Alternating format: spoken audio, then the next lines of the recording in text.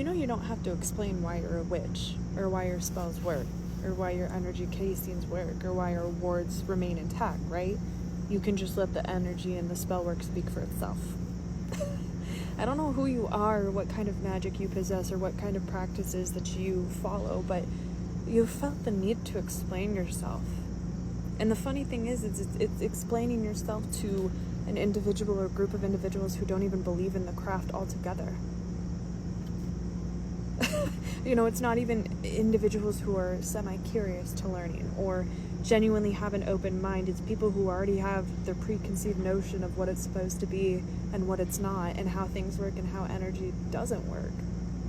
So why would you expect them to grasp the details in which you're giving them? Do you think they even understand a core level of what you're letting them know? Like, you're out here trying to teach like quantum physics to someone who can't even do a basic algebra equation.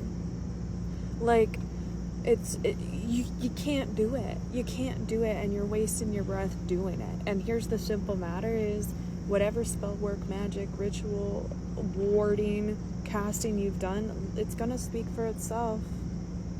You're calling in divine justice, let justice play out.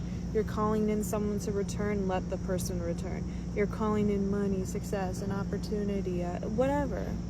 Why don't you just wait for it to come in? And here's the thing too, you don't have to go let the world know that the thing, the person, the opportunity, the money that you got came from a specific spell work, came from a specific ritual.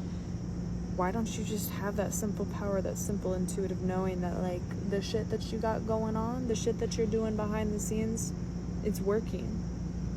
I think there's actually such a beauty of not knowing, of not telling the universe, not telling the public what you do and how you do it.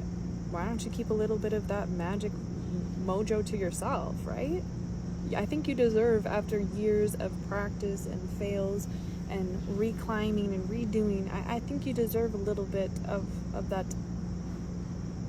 to yourself, no? And again, these people that aren't believing in it, that are just calling you crazy, whatever the case is, they don't believe in witchcraft to begin with. They don't understand how energy works to begin with. Again, you can't explain quantum physics to a 4th grader.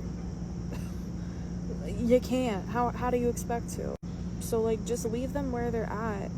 Honestly, it's hard, and I know you feel the need to defend yourself and quote unquote defend your honor, but it's like the same situation. If a 4th grader calls you ugly, dumb, stupid, broke, are you gonna listen to them? Or are you gonna be an adult that gets triggered by what a 4th grader has to say? You know, like, just let it pass, let it go, and like just stay in your own lane and keep doing your spell work. Why waste the time justifying how something works for you or why it's going to work for you when fuck, you can be lighting up more candles and making more of it, calling in more success, 313. Like, why waste your time, waste your breath, waste your energy explaining it to someone who doesn't even care, when you can just go get more for yourself and be selfish and be indulgent and like go after the things that you want?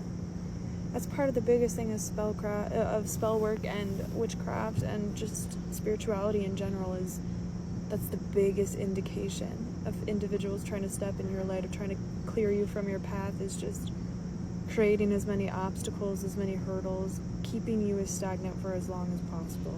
And you pausing your own route, pausing your own journey to explain to someone who, again, does not have any care in the world to hear your explanation, you're taking too long. You're missing the point. You're wasting energy, time, resources. So Spirit's just like, just save it for yourself, babe. Save it for yourself.